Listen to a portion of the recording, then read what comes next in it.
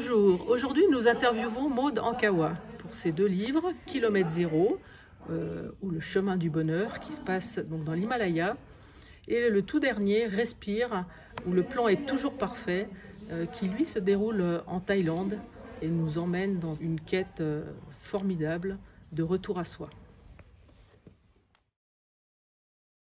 Bonjour Maud, dis-moi, tu as écrit deux livres magnifiques, Kilomètre Zéro et Respire, et je crois que le sous-titre de Kilomètre Zéro, c'est Le chemin du bonheur. Alors aujourd'hui on est là pour ça, pour parler du bonheur. Je te pose une question très simple et directe, pour toi c'est quoi le bonheur? Ah, c'est une bonne question parce que le bonheur pour moi c'est une philosophie de vie. C'est pas un état, le bonheur c'est plusieurs années de travail ou plusieurs secondes de travail, j'ai envie de dire, parce que on n'est pas dans le bonheur et tout va bien, tout est beau, tout est rose. Non, je crois qu'il faut apprendre petit à petit à changer ses pensées, changer son focus, mettre des intentions à d'autres endroits, là où on a l'habitude de voir parfois les choses un peu en noir, de focaliser sur ce qui ne va pas. Le simple fait qu'il pleuve, ça y est, la journée est gâchée. Mais en fait, c'est simplement de focaliser sur ce qui va bien. Et il y a beaucoup de choses qui vont bien. Par exemple, de se lever le matin et de se dire « déjà, je suis en pleine santé ouais. », c'est déjà un luxe énorme. Donc le bonheur, pour moi, c'est une philosophie de vie qui s'apprend et qui nous permet petit à petit, chaque seconde, de voir les choses différemment.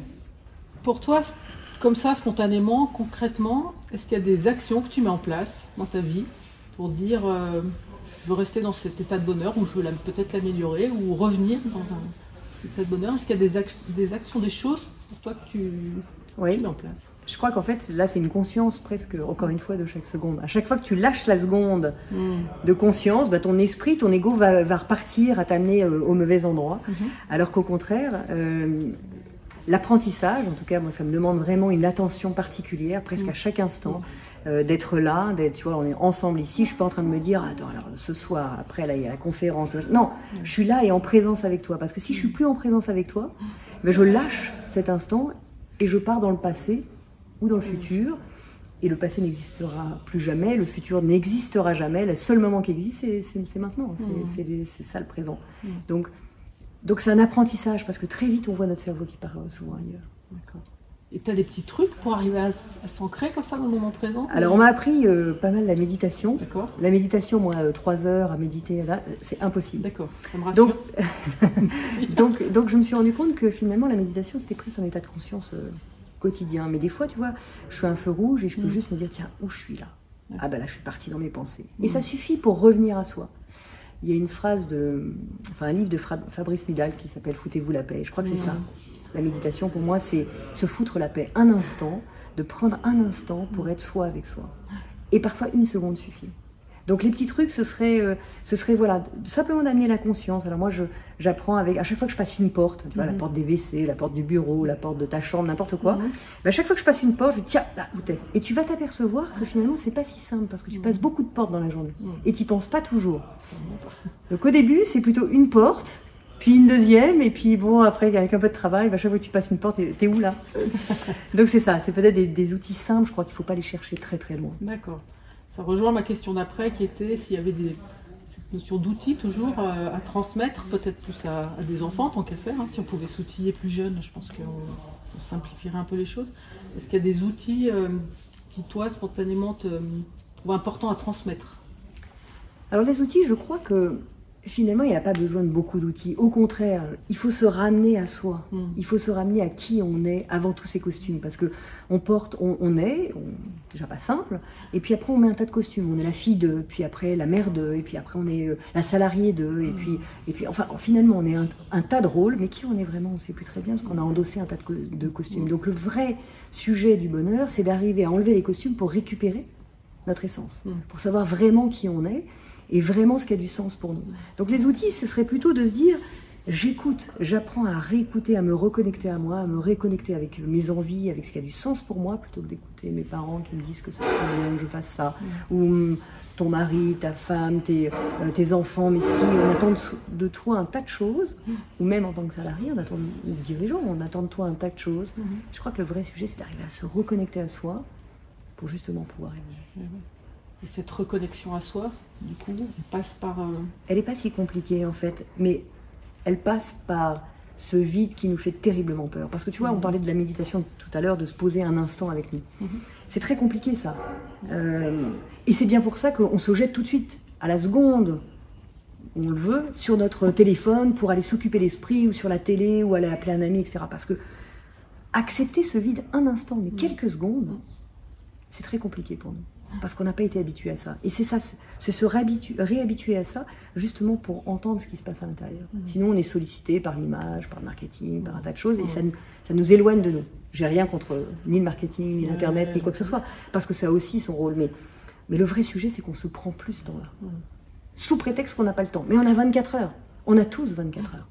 Si tu t'imagines à la fin de ta vie, et c'est un des sujets d'un des livres, hein, donc... qu'est-ce qui finalement te permettra de dire « Ok, ouais, j'ai vraiment eu une vie heureuse ».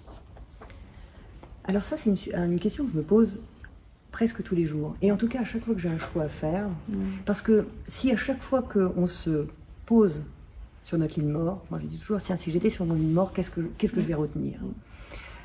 Et ça t'aide à faire un choix. À chaque fois, tu vois, on a tous des choix à faire tous les jours et parfois on ne sait pas, et parfois on se prend la tête pour un petit détail. Oui, mais est-ce que sur mon lit de mort, je m'en rappellerai encore ? Donc ça, c'est vraiment une question hyper importante parce que c'est ce qui dirige notre vie. Si tu te poses cette question-là, tu prends Exactement, c'est une boussole.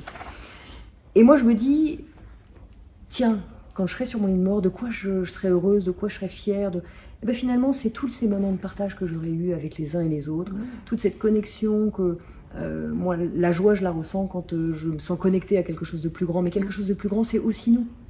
Je crois que chaque personne est vraiment inspirante. Et à chaque fois que tu rencontres quelqu'un, ce partage, le fait de donner qui tu es et puis de recevoir ce qu'est l'autre, je ne crois pas qu'il y ait de meilleur moment. Pour moi, vraiment, c'est l'addition. Je crois que la vie, c'est l'addition d'instant présent. Donc l'addition de chaque seconde, une seconde de perdue ne sera jamais récupérée. Donc le vrai sujet, c'est de ne pas gâcher ces secondes. Et moi, quand je serai sur mon lit de mort, je me dirais, ben voilà, si j'ai utilisé chaque seconde à bon escient, je serai au même endroit. Alors ça rejoint un peu ma question d'après, finalement. Ben voilà. Est-ce qu'il y a une personnalité qui t'inspire ? Pas nécessairement une personne connue. Hein. Ah, mais des personnalités, donc, mais tout le monde m'inspire. Quelque part, voilà. Non, mais tout le monde m'inspire. Tu m'inspires. Le simple fait que tu viennes... à me dire, bah, tiens, j'ai un projet, j'ai envie de te rencontrer, on peut faire une interview, c'est déjà inspirant parce que c'est oser. Et chaque personne qui ose être lui-même, c'est déjà inspirant. Et ça m'inspire tous les jours. Mon boucher m'inspire tous les jours, mon boulanger m'inspire tous les jours. On n'a pas besoin d'être connu ou pas connu. Le vrai sujet, c'est que dès qu'on connecte son humanité et qu'on l'offre aux autres, ça devient inspirant. Et dès que tu éclaires ton chemin, naturellement, on a envie de marcher à côté. Donc... toutes les personnes, des enfants jusqu'aux plus âgés, finalement, chaque personne est profondément inspirante. Il suffit simplement de s'arrêter 5 minutes pour voir ce qui se passe. De mettre l'attention. S'il y avait une citation qui te parle particulièrement pour ça, sans doute Deepak Chopra, vous devez trouver à l'intérieur de vous l'endroit où rien n'est impossible. Ça me parle tous les jours, mais il y en a beaucoup des citations qui m'inspirent. Et en fait, je fais cet exercice, je le conseille d'ailleurs, de parfois se lever le matin et puis simplement de prendre n'importe quel livre et puis d'aller chercher une ligne, souvent ça répond, ou une citation, et souvent ça répond à un sujet qu'on a sur l'instant. Et pour finir, si tu devais lâcher 3 mots pour le bonheur, maximum 3 mots, ça peut être un ou deux. Qui définit le bonheur, tu veux dire ? Qui vient spontanément, le bonheur, c'est... Voilà. Le bonheur, pour moi, c'est... Je mettrais la foi en premier, aimer ce qu'on veut, mais je crois au plan de l'univers, je crois à cette connexion, au fait qu'on soit tous un et que la science s'y intéresse vraiment. Donc je mettrais la foi, pour répondre succinctement à ta question, tu m'as demandé 3 mots. La foi, je mettrais le partage, évidemment. Et je mettrais l'humanité, notre humanité.